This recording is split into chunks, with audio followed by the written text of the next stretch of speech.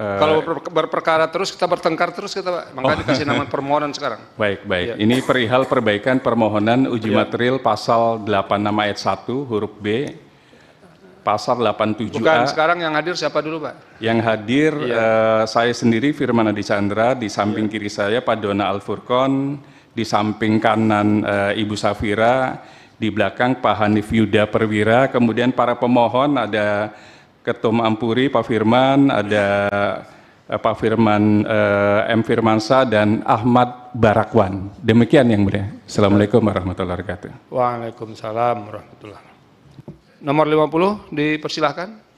Siapa yang hadir? Pak Refli itu udah lagi mengurangi bicara bulan puasa Pak, jadi Bapak aja begitu.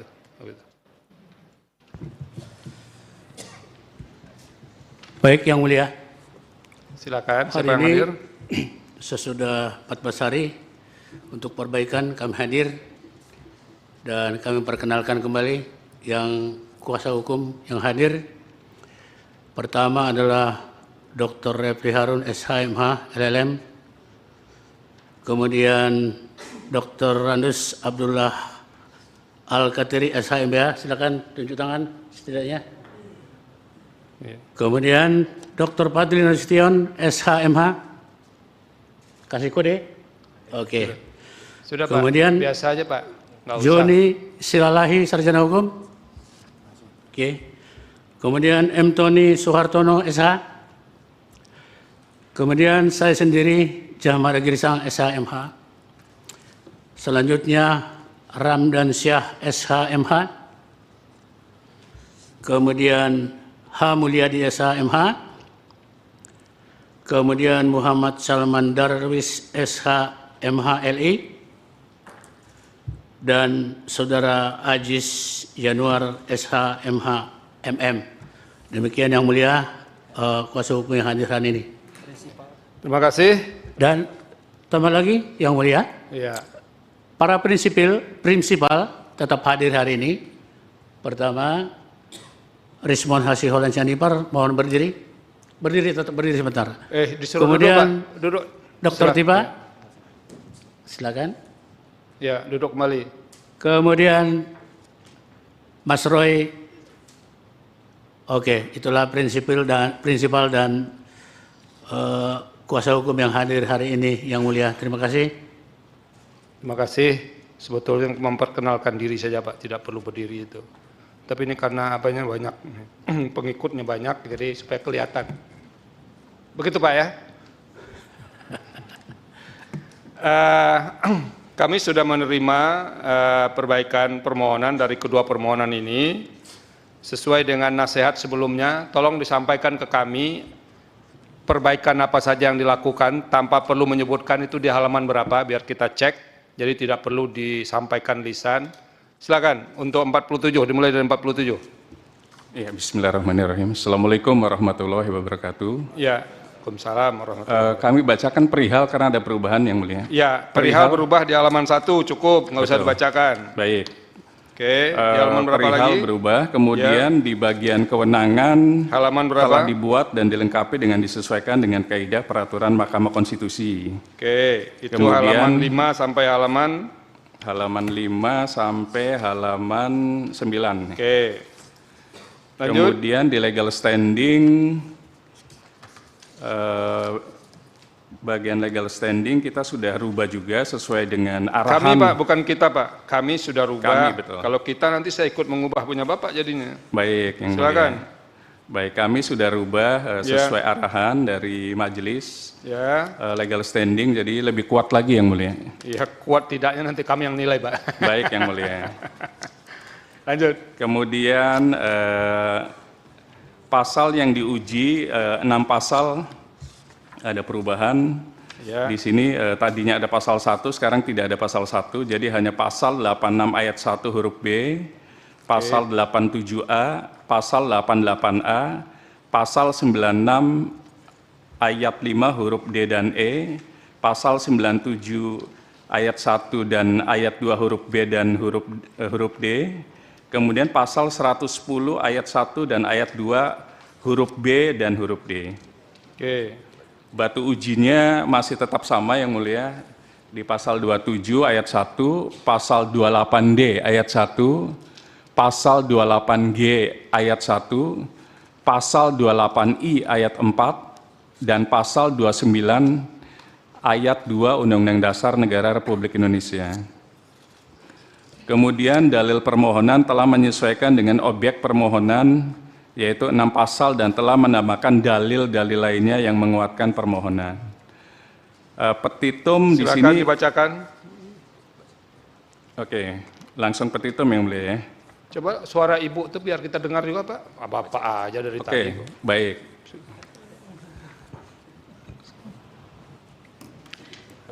Ini kan? Petitum, berdasarkan dalil-dalil di atas, para pemohon mohon pada Majelis Hakim pada Mahkamah Konstitusi Republik Indonesia yang memeriksa dan memutus perkara akuo untuk dapat dijatuhkan putusan sebagai berikut. 1. Mengabulkan permohonan para pemohon untuk seluruhnya. 2. Menyatakan pasal 86 ayat 1 huruf B Undang-Undang Nomor 14 Tahun 2025 tentang perubahan ketiga atas Undang-Undang Nomor 8 Tahun 2019 tentang penyelenggaraan ibadah haji dan umroh bertentangan dengan Undang-Undang Dasar Negara Republik Indonesia tahun 1945 dan tidak mempunyai kekuatan hukum yang mengikat. 3. Menyatakan secara mutatis mutandis semua frasa umrah mandiri dalam pasal 87A, pasal 88A, pasal 96 ayat 5 huruf D dan huruf E, pasal 97 ayat 1 huruf A dan huruf B, Undang-Undang Nomor 14 Tahun 2025 tentang perubahan ketiga atas Undang-Undang Nomor 8 Tahun 2019 tentang penyelenggaraan ibadah haji dan umroh. Bertentangan dengan Undang-Undang Dasar Negara Republik Indonesia tahun 1945 dan tidak mempunyai kekuatan hukum mengikat. 4. Menyatakan pasal 110 ayat 1 dan ayat 2 huruf B dan huruf D Undang-Undang Nomor 14 Tahun 2025 tentang perubahan ketiga atas Undang-Undang Nomor 8 Tahun 2019 tentang penyelenggaraan ibadah haji dan umroh bertentangan dengan Undang-Undang Dasar Negara Republik Indonesia tahun 1945 dan tidak mempunyai kekuatan hukum yang mengikat. 5. Menegaskan bahwa keberadaan peraturan pelaksana tidak dapat dijadikan dasar pembenar atas kekosongan norma, ketidakjelasan pengaturan atau pelepasan tanggung jawab konstitusional negara yang bersumber dari norma undang-undang yang bertentangan dengan Undang-Undang Dasar Negara Republik Indonesia tahun 1945. 6. Memerintahkan pemuatan putusan ini dalam Berita Negara Republik Indonesia sebagaimana mestinya, atau apabila Ketua Majelis Hakim, Mahkamah Konstitusi dan Majelis Hakim memeriksa perkara akuo berpendapat lain, mohon putusan yang seadil-adilnya. Cukup, Bu? Ex aquo et bono. Cukup? Cukup. Itu untuk mutatis mutandis itu apa maksudnya, Bu? Di angka 3 itu. Mutatis mutandis itu artinya pertama gabungan dari 4 pasal yang tadinya kita pisah Yang Mulia. Jadi secara komprehensif kita dijadikan satu posita dan satu petitum. Oke, itu aja. Betul Yang Mulia. Oke, nanti dicek lagi di rumah, Pak ya. Mutatis mutandis itu apa maksud? Baik Yang Mulia. Terima kasih. Permohonan nomor 50. Tolong disampaikan apa saja yang diperbaiki dan di halaman berapa, Pak Refli ya. Iya, terima kasih Yang Mulia Profesor Salistra, Dr. Adis Kadir dan Dr. Ridwan Mansur. Permohonan yang kami perbaiki ini cukup banyak signifikan perubahannya. Ya. Jadi kalau tadi 46 paragraf sekarang menjadi 92 paragraf. Gara-gara Yang Mulia memberikan banyak nasihat, jadi kami ikuti nasihat tersebut. Ya. Kemudian dalam bagian awal ya, tetapi kami ingin mengatakan bahwa ini diajukan oleh pemohon pertama Dr. T. Fauziah Tiasuma, pemohon kedua Dr. KRMT Roy Suryono Todi Projo. Itu kemarin nggak berubah ya pemohonnya ya? Ya, tidak Dilanjutkan berubah. saja Pak Refli. Pemohon ketiga Dr. Ismon Hasiholan. Urutan Yang Mulia penegasan saja. Silakan.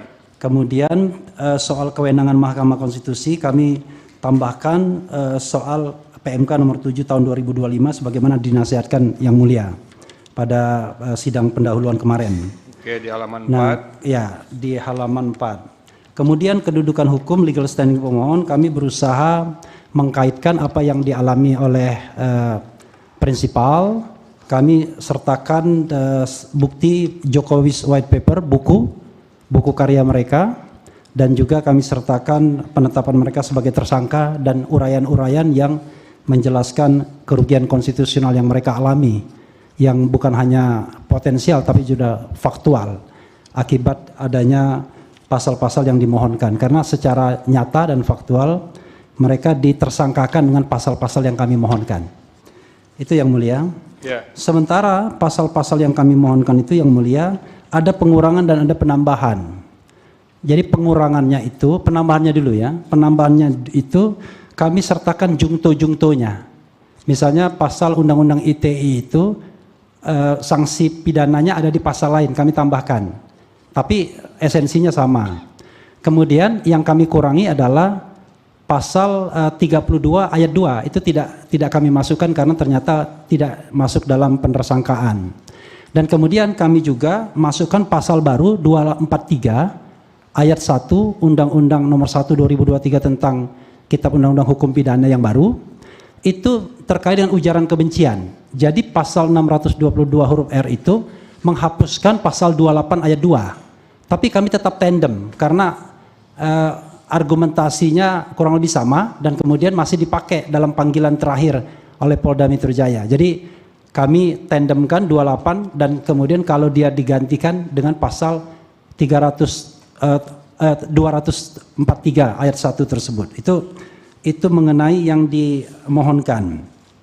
Kemudian mengenai pokok-pokok permohonan kami menambahkan satu batu uji yaitu tentang negara hukum pasal 1 ayat 3 Undang-Undang Dasar 1945.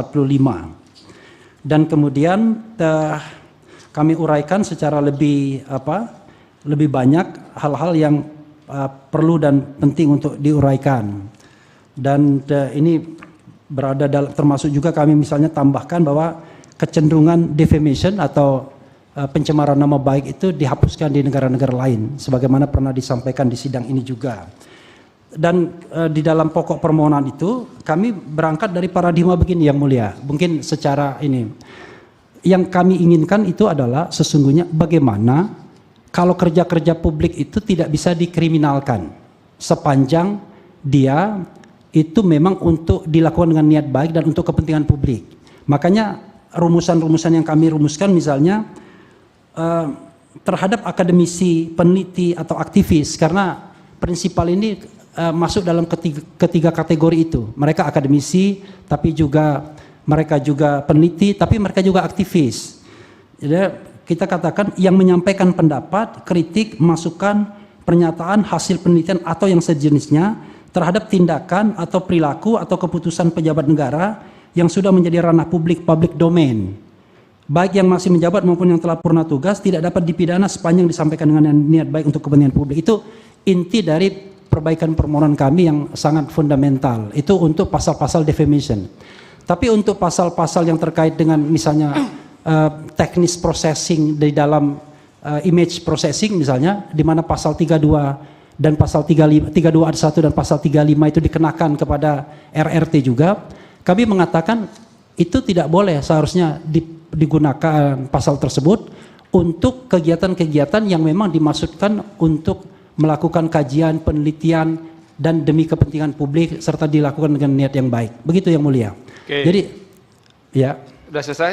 Ya, intinya adalah sebenarnya walaupun kami tidak masukkan di masa depan, kami menginginkan yang namanya kerja-kerja publik atau public affairs itu tidak lagi bisa dipidanakan. Kalaupun ada, ya mereka silakan tuntut secara perdata. Jadi tidak ada lagi orang yang kemudian mengalami ketakutan hukum, chilling effect, gara-gara setiap saat harus melakukan self censorship karena apa? Jangan-jangan omongan saya akan diadukan, akan dipidanakan dan lain sebagainya. Itu kira-kira. Oke, lanjut ke petitum. Ya, petitumnya agak panjang.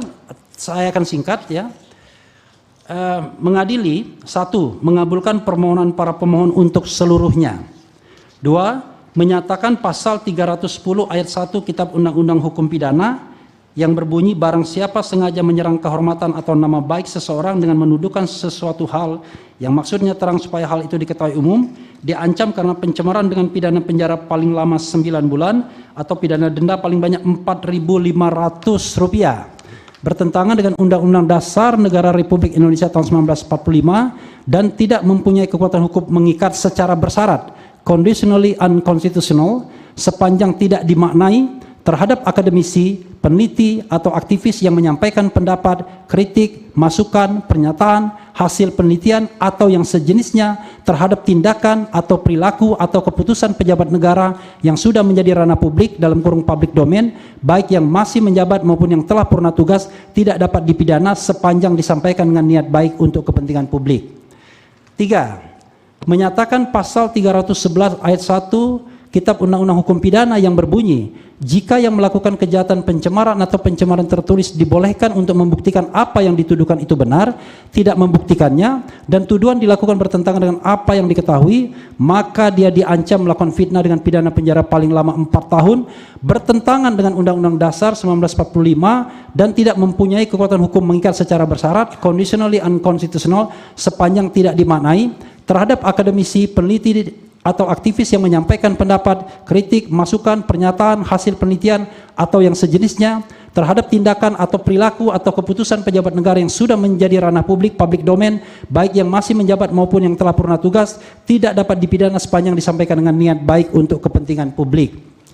4. Menyatakan pasal 433 ayat 1 Undang-Undang Nomor 1 Tahun 2023 tentang Kitab Undang-Undang Hukum Pidana yang berbunyi, setiap orang yang dengan lisan menyerang kehormatan atau nama baik orang lain dengan cara menuduhkan suatu hal dengan maksud supaya hal tersebut diketahui umum, dipidana karena pencemaran dengan pidana penjara paling lama 9 bulan atau pidana denda paling banyak kategori 2, bertentangan dengan Undang-Undang Dasar 1945 dan tidak mempunyai kekuatan hukum mengikat secara bersyarat, conditionally unconstitutional, sepanjang tidak dimaknai terhadap akademisi, peneliti, atau aktivis yang menyampaikan pendapat, kritik, masukan, pernyataan, hasil penelitian, atau yang sejenisnya terhadap tindakan atau perilaku atau keputusan pejabat negara yang sudah menjadi ranah publik dalam kurung public domain, baik yang masih menjabat maupun yang telah purna tugas, tidak dapat dipidana sepanjang disampaikan dengan niat baik untuk kepentingan publik. 5. Menyatakan pasal 434 ayat 1 Undang-Undang Nomor 1 Tahun 2023 tentang Kitab Undang-Undang Hukum Pidana yang berbunyi, jika setiap orang sebagaimana dimaksud dalam pasal 433 diberi kesempatan untuk membuktikan kebenaran hal yang dituduhkan, tetapi tidak dapat membuktikannya, dan tuduhan tersebut bertentangan dengan yang diketahuinya, dipidana karena fitnah dengan pidana penjara paling lama 3 tahun atau pidana denda paling banyak kategori 4, bertentangan dengan Undang-Undang Dasar 1945 dan tidak mempunyai kekuatan hukum mengikat secara bersyarat, conditionally unconstitutional, sepanjang tidak dimaknai terhadap akademisi, peneliti, atau aktivis yang menyampaikan pendapat, kritik, masukan, pernyataan, hasil penelitian, atau yang sejenisnya terhadap tindakan atau perilaku atau keputusan pejabat negara yang sudah menjadi ranah publik, public domain, baik yang masih menjabat maupun yang telah purna tugas, tidak dapat dipidana penjara sepanjang disampaikan dengan niat baik untuk kepentingan publik. 6. Menyatakan pasal 27A Undang-Undang Nomor 1 Tahun 2024 tentang perubahan kedua atas Undang-Undang Nomor 11 Tahun 2008 tentang informasi dan transaksi elektronik yang berbunyi, setiap orang dengan sengaja menyerang kehormatan atau nama baik orang lain dengan cara menuduhkan suatu hal dengan maksud supaya hal tersebut diketahui umum dalam bentuk informasi elektronik dan atau dokumen elektronik yang dilakukan melalui sistem elektronik, Jungto pasal 45 ayat 4, itu ancaman pidananya 2 tahun yang mulia, bertentangan dengan Undang-Undang Dasar Republik Indonesia tahun 1945 dan tidak mempunyai kekuatan hukum mengikat secara bersyarat, conditionally unconstitutional, sepanjang tidak dimaknai terhadap akademisi, peneliti, atau aktivis yang menyampaikan pendapat, kritik, masukan, pernyataan, hasil penelitian, atau yang sejenisnya terhadap tindakan atau perilaku atau keputusan pejabat negara yang sudah menjadi ranah publik dalam kurung public domain, baik yang masih menjabat maupun yang telah purna tugas, tidak dapat dipidana sepanjang disampaikan dengan niat baik untuk kepentingan publik. 7. Menyatakan pasal 28 ayat 2 Undang-Undang Nomor 1 Tahun 2024 tentang perubahan kedua atas Undang-Undang Nomor 11 Tahun 2008 tentang informasi dan transaksi elektronik yang berbunyi, setiap orang dengan sengaja dan tanpa hak mendistribusikan dan atau mentransmisikan informasi elektronik dan atau dokumen elektronik yang sifatnya menghasut, mengajak atau mengaruhi orang lain sehingga menimbulkan rasa kebencian atau permusuhan terhadap individu dan atau kelompok masyarakat tertentu berdasarkan ras, kebangsaan, etnis, warna kulit, agama, kepercayaan, jenis kelamin, disabilitas mental atau disabilitas fisik. Junto pasal 45 ayat 2 yang mulia, ancaman hukumannya 6 tahun. Kemudian ada juga junto pasal 243 ayat 1 Undang-Undang nomor 1 tahun 2023 tentang Kitab Undang-Undang Hukum Pidana yang berbunyi, yang baru ini, penggantinya, setiap orang dengan sengaja dan tanpa hak mendistribusikan dan atau mentransmisikan informasi elektronik dan atau dokumen elektronik yang sifatnya menghasut, mengajak atau memengaruhi orang lain sehingga menimbulkan rasa kebencian atau permusuhan terhadap individu dan atau kelompok masyarakat tertentu berdasarkan ras, kebangsaan, etnis, warna kulit, agama, kepercayaan, jenis kelamin, disabilitas mental atau disabilitas fisik, bertentangan dengan Undang-Undang Dasar Negara Republik Indonesia tahun 1945 dan tidak memiliki kekuatan hukum mengikat secara bersyarat conditionally unconstitutional sepanjang tidak dimaknai, tidak dapat digunakan dalam rezim tindak pidana pencemaran nama baik dan atau tindak pidana fitnah karena substansinya mengatur tentang permusuhan terhadap individu dan atau kelompok masyarakat tertentu berdasarkan ras, kebangsaan, etnis, warna kulit, agama, kepercayaan, jenis kelamin, disabilitas mental atau disabilitas fisik karena faktanya digunakan dalam pencemaran nama baik pasal ini.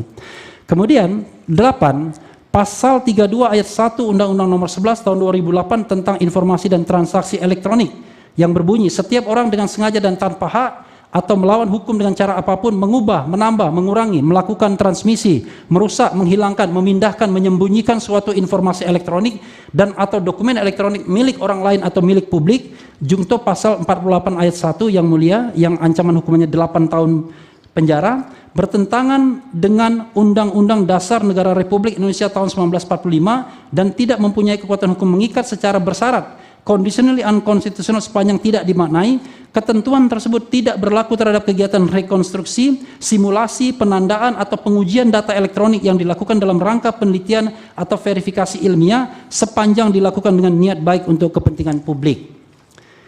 9. Menyatakan pasal 35 Undang-Undang nomor 11 tahun 2008 tentang informasi dan transaksi elektronik yang berbunyi setiap orang dengan sengaja dan tanpa hak atau melawan hukum melakukan manipulasi, penciptaan, perubahan, penghilangan, pengerusakan informasi elektronik dan atau dokumen elektronik dengan tujuan agar informasi elektronik dan atau dokumen elektronik tersebut dianggap seolah-olah data yang otentik, junto pasal 51 ayat 1 dengan ancaman hukuman 12 tahun penjara, bertentangan dengan Undang-Undang Dasar Negara Republik Indonesia tahun 1945 dan tidak mempunyai kekuatan hukum mengikat secara bersyarat, conditionally unconstitutional sepanjang tidak dimaknai. Ketentuan tersebut tidak berlaku terhadap kegiatan rekonstruksi, simulasi, penandaan atau pengujian data elektronik yang dilakukan dalam rangka penelitian atau verifikasi ilmiah sepanjang dilakukan dengan niat baik untuk kepentingan publik. Ini yang dilakukan oleh prinsipal. Sebelum memerintahkan pemuatan putusan ini dalam Berita Negara Republik Indonesia, atau jika Majelis Hakim Konstitusi Republik Indonesia mempunyai keputusan lain, mohon putusan yang seadil-adilnya ex aequo et bono. Hormat kami, kuasa hukum para pemohon. Terima kasih Yang Mulia. Terima kasih. Jadi sidang kita hari ini pendahuluan dengan agenda mendengarkan pokok-pokok permohonan sudah didengar, dan dengan ini kami nyatakan bahwa perbaikan permohonan ini kami terima dalam pengertian kami bertiga nanti akan menyampaikan ini di dalam rapat permusyawaratan hakim untuk kedua permohonan ini. Nanti RPH lah yang akan memutuskan bagaimana ini permohonan ini, diputus langsung atau dibawa ke pleno terlebih dahulu. Itu diantara alternatifnya. Bisa saja nanti dilihat lebih jauh. Ini ada yang memenuhi syarat atau tidak, syarat formil misalnya, ini memiliki legal standing atau tidak, dan itu akan dibahas di rapat permusyawaratan hakim. Apapun hasilnya nanti, kami Mahkamah akan memberitahu kepada para pemohon perkembangannya di Mahkamah. Sebelum sidang ini ditutup, kita akan sahkan bukti untuk permohonan nomor 47 menyerahkan bukti P1 sampai dengan P34. Betul? Betul Yang Mulia. Betul, sudah diverifikasi dan dinyatakan lengkap dan disahkan. Pemohon nomor 50 menyerahkan bukti P1 sampai dengan P5. Betul ya, sudah diverifikasi dan dinyatakan lengkap. Dengan demikian, sidang pendahuluan dengan agenda perbaikan permohonan untuk kedua permohonan ini dinyatakan selesai dan sidang ini dinyatakan ditutup. Hadirin dimohon berdiri. Yang Mulia Majelis Hakim Konstitusi meninggalkan ruang persidangan. Hadirin disilakan duduk kembali. Hadirin yang kami hormati, demikianlah persidangan pada hari Senin, tanggal 23 Februari 2026 untuk permohonan nomor 4750/PUU _24 Romawi _2026